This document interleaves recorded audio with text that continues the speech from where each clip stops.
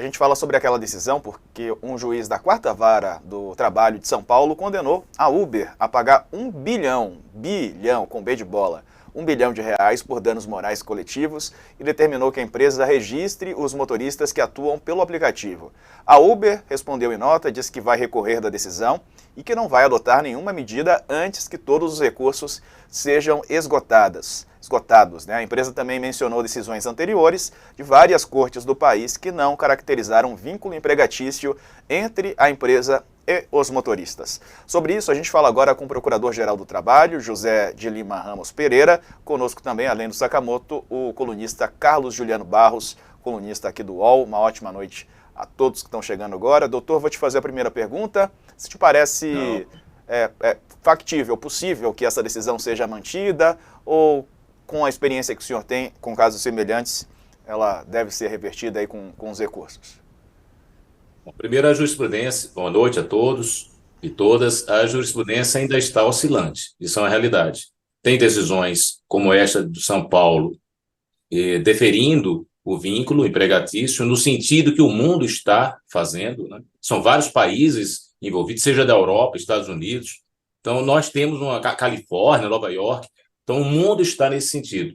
Mas nós temos certeza que a própria Justiça do Trabalho está num caminho de reconhecimento cada vez mais dessas proteções desses direitos que estão tão desprotegidos. Então, acredito sim que é possível a gente ter essa decisão mantida até o final. Doutor José, em primeiro lugar, boa noite.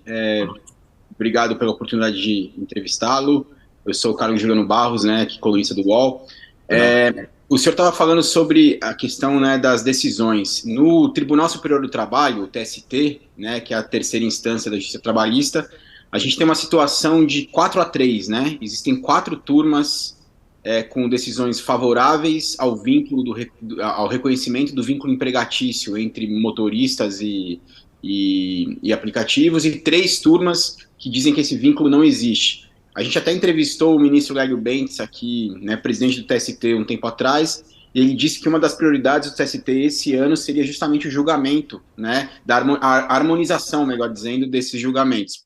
Mas, assim, ainda que o TST venha pacificar o entendimento de que existe vínculo, entre as plataformas e os motoristas, há muita gente que teme que, se isso subir para o STF, por exemplo, o STF derrube esse entendimento, porque o STF ele não é famoso por ter uma posição pró-empregador, pró-empregado, digamos assim, Como é que o senhor vê esse conflito TST-STF?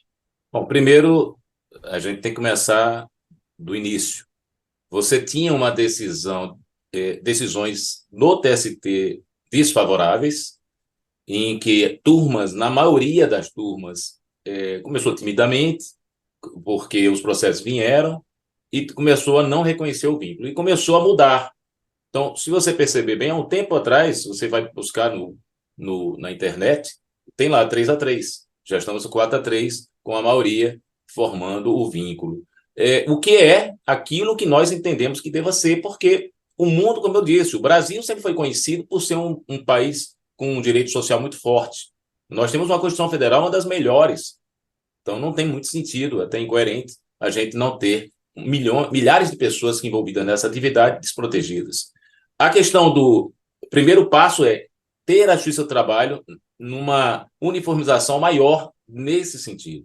O Supremo Tribunal Federal, ele é um tribunal constitucional, ele é um tribunal que vai verificar exatamente na sua interpretação do ministro e das ministras qual é a posição daquela situação relativa à jurisprudência dele. O que nós vamos mostrar aos ministros e às ministras do Supremo Tribunal Federal é exatamente que essa garantia ela é constitucional. Ela vai ao encontro exatamente do artigo 6º, do artigo 7º, e nós não temos dúvida que teremos espaços de fala e de escuta no Supremo Tribunal Federal. Mas, primeiro, a gente tem que garantir agora uma melhor uniformização da Justiça do Trabalho.